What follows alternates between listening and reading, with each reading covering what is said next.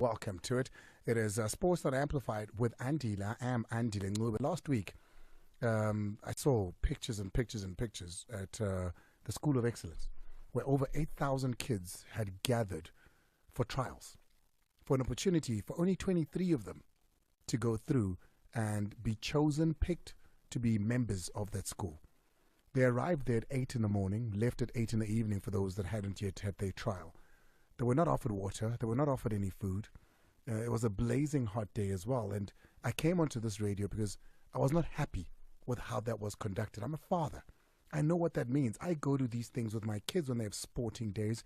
And I know that I'm always running to the tuck shop to get water, to get all sorts of things. I wasn't happy with it. I did call them. We did hold them to account. We did have that conversation about how such things should not be done again. But in the midst of that, then we were told about, just up the road here from the SABC, Panorama did the same thing. They had kids come by and come have trials. And unfortunately, my biggest fear, because there were 3 kids that passed on after the trials out in the School of Excellence, driving back home, and sheer accident, and, we acknowledge it, but say that things like this could be avoided. And unfortunately, we heard of the Nkosi family. We briefly spoke to Ubaba Moses.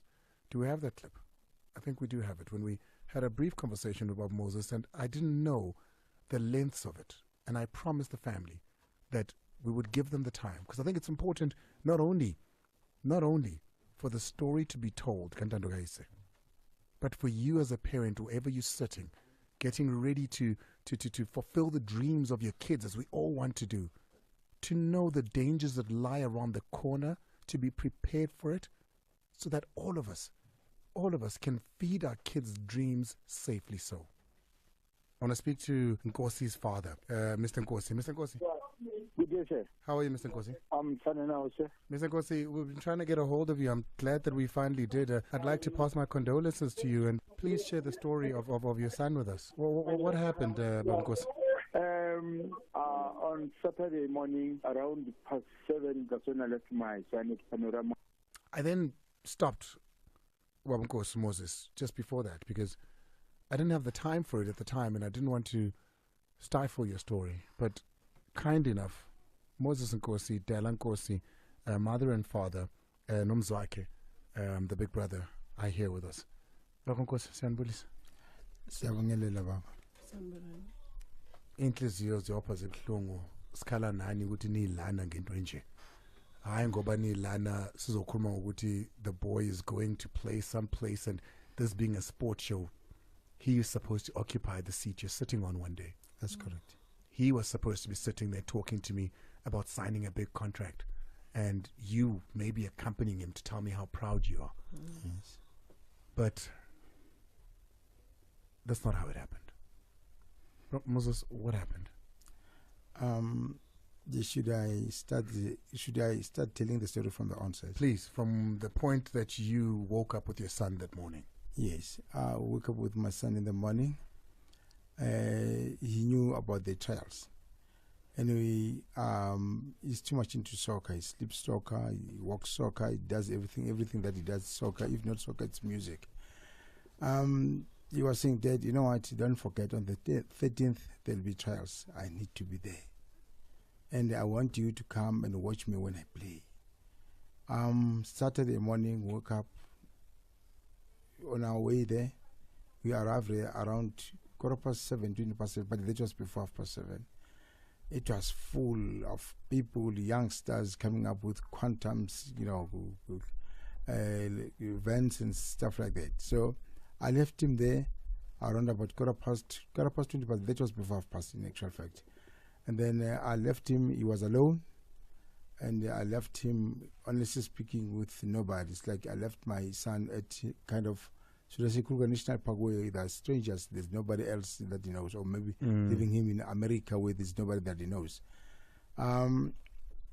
He was determined, he training every day at 4:30, he's on the roads, running and stuff like that. He said, Dad, I'm determined, I want to be the soccer legend.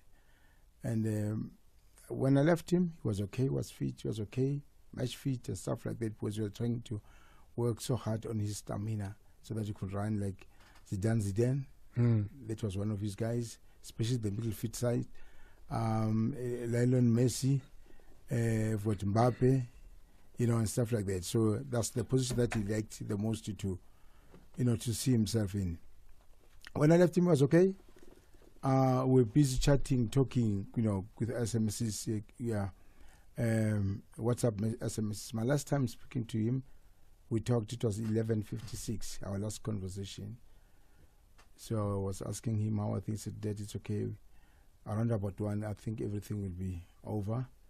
And I'm nominated, so I'm selected in actual fact. So I'll be playing. I said, son, I'll see you around maybe in 1 hour's time. Said, Dad, it's okay, I'll be looking for you. That's when I left him. Around 1:15, I sent an SMS. He didn't respond.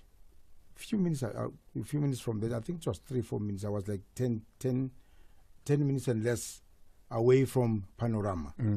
I received a call from his brother Mzwak. He said, Dad, please rush to the hospital. He said, what? He said, Ntando collapsed. They tried CPR. I guess it couldn't work, but just come to the hospital. Then I was given a direction to that hospital. It's not far from Panorama. It's just like neighbor, like 5 minutes drive from the ground, from Panorama Club of football. When I reached there, my son was already gone. He was covered with a white sheet. How old was Ntando? Ntando was 15, going to turn 16 on the 20th of March. That was the saddest story ever of my life. I left my son fit, smiling. He was excited that day. Finally, you see here, I'm telling you, I'll be, one of the guys that will be nominated or selected. So, unfortunately, when I come back, my son was no more. And when we spoke with the guys, when I went to the hospital, I found a policeman there to open up a case, taking some statements, and the what do you call these ambulance guys? The paramedics. They said, no, sorry, Mr. Nkosi, and the doctor. So they said, sorry, Mr. Nkosi, we tried our level best. Unfortunately, Ntando couldn't make it. Why? They don't know. They say maybe it's the heart. They don't know. I was really, disturbed. Well, from there off, it was that, obvious crying and screaming and asking questions, but there were no answers. There was absolutely nobody from Panorama. It was just the guy from paramedics who brought Ntando to the hospital. Do you know if the paramedics were at the trials? We're not sure for sure. It's what we heard after the incident. It's what we heard, that now there were paramedics there, but we didn't see some. But unfortunately, so you don't know whether they were there when he collapsed or if they were called and came afterwards. I'm not so sure if they were there. Right, we're gonna call Richard Walker. Yes, sir. Who is the Football Academy at Panorama's founder, and he's going to be speaking to us because I'd love to know those answers. Thank you. Ma, where are you when you hear these news, Bella? We should say about past 12, 1, between 12 and 1. Lapho kungena i-call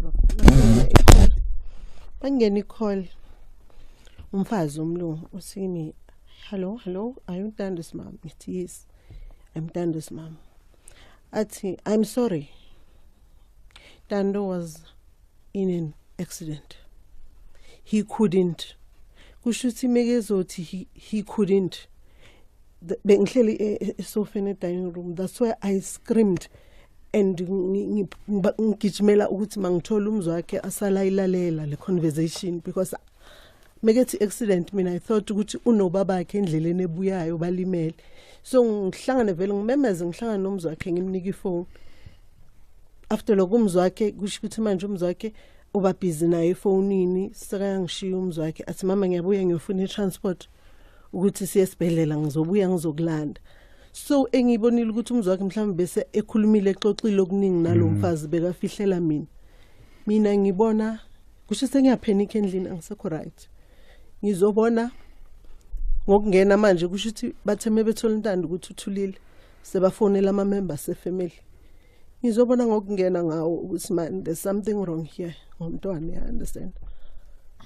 hayi bangene baphelele bathi basendleleni abobaba babuye bangena bobaba ngiye ngabheka nje ubaba emehlweni ngabona ukuthi umntana akasekho then angizange saba right.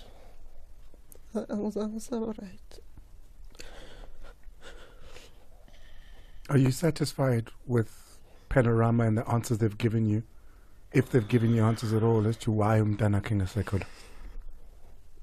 Yes, bathi ePanorama masifika besichazela thina bathi uNtando wengenile egroundini kuthe kungakapheli ne3 minutes wa collapse.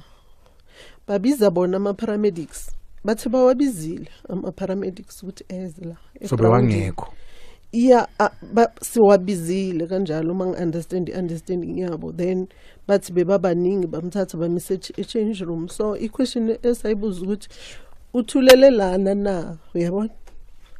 Uthulele la egroundini na, bathi no, la uphume ephila ukuthi uthulele esibhedlela. Guys, obviously, for you listening, this could be very triggering and understandably so, but no child that leaves their family fit, that leaves their family having trained for weeks, never ever a medical issue, passes on, siyavuma njengegama lakho Ntandokayise, but there should not be that there's no answers. There should not be that somebody can explain. Richard Walker joins us now. Richard, thanks so much for joining us and welcome to the show. Thanks, Andile, and salute to listeners, Mr. Nkosi, again, yeah. Richard, just for clarity, what is it that you do at Panorama Football Academy? Well, firstly, Andile, we're not an academy, we're just a club. Okay. Just a club with in the different leagues, the structures in the local league and in Gauteng, Joburg as such. I'm an executive member, ex-chairman of the club. All right. What do you know about the occurrence of the day that we speak of when Ntando came for trials there? Andile, what would you like to know from I mean, just from Ntando himself? Yeah, from Ntando point of view. I mean, I can imagine the picture's been painted as far as everything else is concerned. You guys were hosting open trials. There was lots of kids, parents. I can imagine some that stayed behind that came on. And from what you've heard, if we're trying to get answers as to what happened to Ntando, what is your understanding? Were you there on the day? Unfortunately, I wasn't there. I'd left the trials to go take our other team out. They were playing away. So I went to go and watch them. But I was there at the start. And obviously kind of got feedback or news as things were happening and then rushed back to the club as such. Please tell us something. You've done your due diligence. You've spoken to your members. And I'm sure they've spoken to you and told you how it all transpired. Please do share with us. Andile, firstly, we have a very close coaching staff and executive committee that were there at the time. You can imagine with the number of kids that did arrive and the number of kids that were turned away because they didn't have the right documentation. Do you have those numbers for me, Richard, as to how many kids came through? Look, we're looking probably just under 1,000 kids that came through. We obviously stopped trials at we stopped trials after this incident happened. Nobody could take the field. Nobody would want to take the field. Ntando, like I think you mentioned it earlier, nobody deserves to go to a football game to play and not return home. We're hurting. As a club, we're hurting. As an individual, I'm hurting. As a club, we're upset and we're angry, as to why this young talent can't showcase his talent further, and it's been brought to an end. So we are hurting. From what you've heard, Richard, was he on the field running? Was he busy taking part in a game, or was he sitting aside? Can you just try and explain to us what your coaches have then told you about Ntando? For short and delay. I've got, and again, Ntando took the field at about 12:10. It was his turn for trials. He got onto the field. He then, at about 12:12, he went into some sort of epileptic fit and collapsed. 12:12, exact time that we phoned the ambulance, bearing in mind that we had first responders on the pitch at the time who ran over, put him into a recovery position, and at the same time the second responder was phoning the ambulance because this isn't a normal situation where a kid goes on and has a fit with nobody around him as such. We then assisted, he was awake. He was awake. We assisted to put him on the stretcher and took him straight into our change room, out of the sun into the change room. Then medical assistants arrived. Andile, I don't know if I can mention the name of the medical company, but the ComMed arrived at about 12:20. They reported in at about 12:17 to say they were cleaning it out. 12:20 they arrived. At 12:32, Ntando stopped breathing. The paramedic asked our first responder, the ComMed paramedic asked our first responder to start CPR, which he did. At 12:37, Netcare 911 arrived and CPR duties were handed over to Netcare paramedics. Life paramedics then arrived and ER24 arrived, all to assist, including Honeydew CPF, which is our police forum, also arrived at the time. Ntando's heart rate came back. It came back, but within three minutes, it stopped again, and CPR was administered again, and the decision was taken by the paramedics to let's get him to the hospital, and were pumping his heart, giving him CPR as he was loaded into the ambulance, which was 13:01, and he arrived at Buyekhaya Hospital at 13:04. The hospital is just up the road, as Mr. Nkosi mentioned. Our first responder, our coach, went with Ntando, but was informed about 15 minutes later that Ntando had indeed passed on, which ultimately a shock. I want to just take a quick break, Richard. When we come back, I just have a couple of questions because I just need to, and I want to understand the conditions in and around a trial with, 1,000 kids. Which just very much like I said to the guys at the School of Excellence last week, is absurd to me that we think we could be able to have the ability to control, to safe keep 1,000 kids. But let's take a quick break. When we come back, we'll go into it. Ntandokayise, Buyekhaya, Kingsley, Nkosi, your name will not be in vain. We will shout your name as we were supposed to years from today. Somebody just sent me a message saying, chasing a dream should never end like this. Richard Walker, an executive out at Panorama Football, is with us now, the club. Of course, they were hosting these trials that had thousands of kids come in to try and get an opportunity to get into some sort of formalized football. The reason these conversations began is everywhere I go around the country, every time parents see me, they say, Andile, my child is good. What do I do? I never know what to say. Because as a father myself who takes my kids to trials, I loathe having to do it and I worry about it. But Richard, answering our questions, appreciate it for you giving us the time. Richard, I just want to get the conditions in and around this. Do you guys offer these young people some sort of refreshments and food as they wait? I can imagine those hours are long. I don't think the hours are long as such. What time do they arrive there? It depending what time the kids arrive. The trials, we closed the gates at quarter to 9. We wanted everybody there at 8 o'clock. And then they're going up until what time? You probably, firstly, Andile, we didn't expect that amount of kids. To tell you the truth, it almost doubled to what we had last year. So you're probably looking at about 2 o'clock. Those kids would have finished up on trials. That's a 7-hour day. Ntando got there at 7:30. That's a 7-hour day if there is to be no food and refreshment. So as far as that is concerned, it is a long day. Wouldn't you agree? There is food and refreshments there, Andile. Oh, there is food and refreshments provided to the kids? Not provided, but there's food and refreshments that are there. There's water. There's a running kitchen that the kids can buy. It's fully equipped. And there's shade for them to sit in between the waiting. Shade and everything to sit while they wait, fully Andile.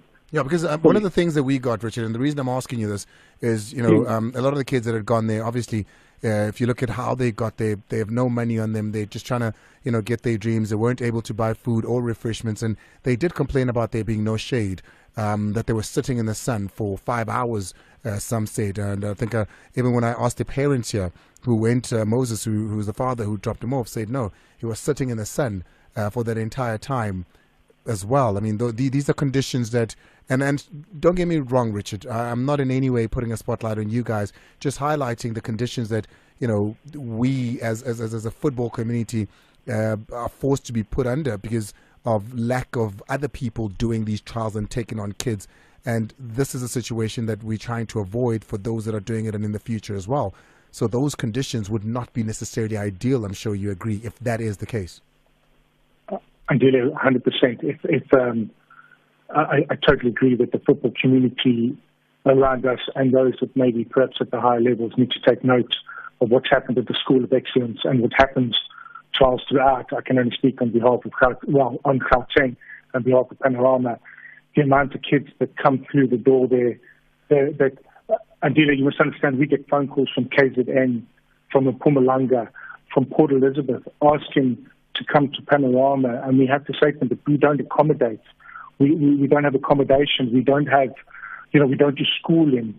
And in fact, I think it was probably a few years ago, we had 3 kids arrive from KZN the night before the trials. That we actually took them to the police station, and they slept at the police station because they were coming to have a trial at a small amateur club. It amazes me, to tell you the truth, Andile, and where we are as a football community in this country. But Richard, let's agree on one thing. The way that you had trials, very similar to what they did at the School of Excellence, is not correct. Number one, not only for what you put the kids through, but also from a footballing point of view, to give those kids 10, 15 minutes every other hour and progress to the stages, is the anxiety that's building up from having sat there, some having eaten for those hours because they didn't have the money to buy all of those things, and they're sitting there for that long, tired, hungry, then they have to go in there and play football. Surely, even if it was the half that you'd expected, that's 500 kids. Surely that's not the way. Andile, at the end of the day, the kids who come there, if they didn't have money, we're not aware of if they didn't have money, if they weren't eating, if they weren't drinking, we weren't, we as a club, there's refreshments there, there's open water as well, it breaks my heart to say that you're telling me that the kids are sitting there hungry and everything like that. If that's Richard, you know the circumstances of this country. You know the circumstances of this country. Kids were there in quantums, that hired taxis that their parents had paid for them to be able to get there. Those conditions, and that's what I'm trying to get at, Richard, to say, not just you, but every that hosts those those conditions should not be the standard quo, so to speak, in this country, and not even with Panorama. I think, say they drive in quantums and taxis, the parents have paid for. You also have to remember a lot of those quantums and the taxis that arrived were actually organized through football agents. And they had made promises to the parents of kids. That's what we started to pick up, that some of these guys are coming in with full teams and with a promise of playing GVL football. We can't control that at all. So you don't think that having open trials to say, hey, anybody that wants to be a part of here, knowing very well the conditions, not only in footballing wise, but financial conditions and the social, economic conditions of this country, is just waiting for tragedy to happen? I mean, you're saying you were expecting 500, Richard. Even 500 is a lot. I go back to what you said at the start. And I think we should produce from me earlier on, but I said to Mr. Nkosi, Ntando's story needs to be told. Ntando's story needs to be told, not just here at Panorama, not just in Gauteng, not just in the bigger provinces, but the entire South Africa needs to understand Ntando's story, that every single person within the football community, including the parents, can understand the story and try and rectify certain things. And that's what I'm trying to get at. Hence, I'm pointing out the things that I think are a part of what needs rectifying. And what we speak of now is those. I mean, if you're inviting somebody over and you're saying, hey, I've got an opportunity for something, surely, the bare minimum is, I remember when we were younger, even if it's just a couple of oranges, that, this keeps you hydrated, this keeps you a little, full at least to get you going, sit in the shade. Those kinds of things are just the basics, humanity for people that are as young as Ntando, 15, 14, 16, that showed up to your trials. And then I wonder, Richard, if we don't agree on that, does this mean we're going to be seeing next year again when you have trials, 500, 1,000 kids? Andile, I'm with you. I am with you. I mean, we're a membership club, and, all those kids that came for trials, including our flyers, as we're a membership club, and these things are not for free. As in, if you join the club, there's a membership fee you have to pay. So our assumption would have been that a lot of these kids coming through would have 8 in the morning, would have food. But at the same time, I'm hearing what you're saying about the country that we live in and certain things that, hindsight's a great thing. Should there be oranges there? Should there be, just a couple of snacks to go on? Andile, I suppose we have to agree. But, I mean, ultimately, Ntando's story should be told and should be told in a way that everybody understands. What assistance did you guys offer the parents after you had heard about Ntando? We obviously met with. I spoke to Ntando's brother, and then I've been in touch with the dad. What assistance did you offer them? When you say assistance, Andile, of any form, Ntando passed away. He was with you guys. He was under your care. Was on your premises when the incident firstly occurred. When you were speaking to the family, did you offer him any assistance of any sort besides calling and asking how they are? Again, I'm just trying to understand the word assistance in what way, because we obviously met with the family. They came through to the club. We worked with them. We obviously walked the club and showed them when Ntando had collapsed. We've offered our emotional support. I've been in touch with Mr. Nkosi throughout, and him with myself, and me having my own kids. We were asked to speak at Ntando's funeral. But these are all emotional support, all emotional things that any. You didn't offer them any financial support. You didn't offer them to. You didn't offer them because, I mean, as you would know as well, both of us have kids, that no one's ever prepared for something like this in January when it happens under your care. Were you able to say, hey guys, I can imagine you're not prepared for this. Is there anything we can do to help? Can we perhaps, pay for the flowers? Is there anything other than us being here that we can do? Did you guys offer anything like that to show this remorse that you're feeling? I don't think remorse is done financially, to tell you the truth, Andile. I don't think so either, but I'm asking if you did. I think remorse has been there for the family when they needed us, and talking to them, and Mr. Nkosi phoning me and saying, the Sweatman's going to phone you, Richard, can I give you your number? That's the kind of support. The support that I promised them that Ntando's story would be told, the support that I gave them that I would be standing with Panorama as such, would stand with them as a family. So that's a no. But we have, like I said, it's emotional support we're giving them. Okay. On the 30th of March, Mr.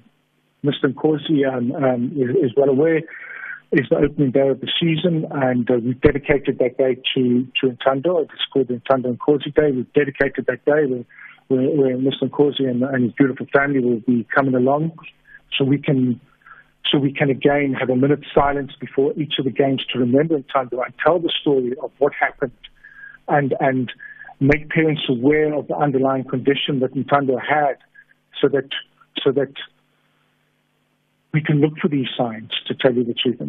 So, Richard, listen, like I said at the beginning, and anybody listening to this might think that a very unfair position that we put in Richard in, but it's not a Richard thing. It is the way in which this is done, and it's done throughout the country. And we're asking ourselves, and we're trying to figure out, what is there a better way? How do we do it better? Richard, I'll be there on that date in March, and I hope to meet you, and I hope to find solutions to this as well. But to you and Panorama, I hope that we find a way better to do things. For those that ask me, how do I get in? I hope that I'm going to tell them to go to Panorama because this is the way they do things, and I hope that it's different. Andile, we would welcome you there. And Andile, honestly, I'm glad to hear what you're doing, because we'll work with you 100% to make sure that the football community around this country realizes that maybe we need to run trials a bit differently. Richard Walker, thank you very much. I appreciate it. It's 18:58. We've got to get off in just a while. And I was like, when as Umfwabo, having to hear this firsthand and hiding it from Mumma, what's sad here and what I'm seeing, Moses, Bella, is that we'll never know what happened to Ntando. True. We'll never know. No. Your little brother, gone. And there's no recourse for it. Nothing. All I can take is the word of Richard saying there was a first responder, there was a second responder, and I'm hoping that Panorama, it's an establishment that is known, and I'm hoping that in that way they're carrying on. But before I do go, Mzwake, what would you like to say for those that are hearing your brother's name for the first time? Can you quickly tell us about him? All right, so my little brother was born on the 28th of March, same day as me, on my birthday. And he grew up as a good kid, like any other kid. All of us as family supported him in his dreams, and I'm also a guy, so I was always there for him to be better than I ever was, right? To try protect him from any other things. But yeah, he grew up loving soccer. I remember his first ball was a small one. We bought it. Yeah, he was very young. I was crying for it. It was that Adidas one, close to World Cup. Yeah, somewhere there. And ever since, he's been there. So as time goes, always playing soccer at school. His shoes always torn. Those type of things. And his turnover was not so long ago. I would say 2 years ago, because last year he was with Prestige. Last year was with Prestige. Then last year we couldn't really pay because there are requirements were a little bit heavy on the family, so we couldn't really pay. And I hooked him up with a friend of mine that I went to school with. That was his coach, right? Offense Munare. He's with Prestige now. So that's when he started pushing, and he did all he could, and then the season ended in December. They closed. Last year we couldn't pay for it, but this guy was busy calling me and pestering me. My guy, if Ntando doesn't make it, I have you to blame. I want him on the team. Ntando is an excellent player. He has to come. And he never gave up. He never really gave up on my boy. And I was, even when I'm chilling with James, wherever I met, I would ask, what do you do? I'm in soccer. Okay. Here's my boy, would you do something for him and everything? The last one was just at the barber. I spoke to this other guy, called him, he advised me to buy him some cones so that he can train alone, and so on and so on. So last year he didn't like sitting down and lazing around, and I also always encouraged him to be doing something with his life, because we stay in Soweto. We know how life is that side. People if your peers are into something, you're easily influenced. So I tried my best to get him off the streets, right? And then he joined boxing. Started boxing, recruited his boy here, Bonga.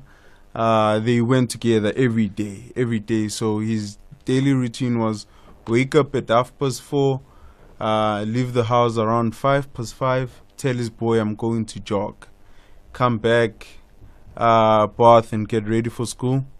After being ready for school, he tells his boy I'll see you later.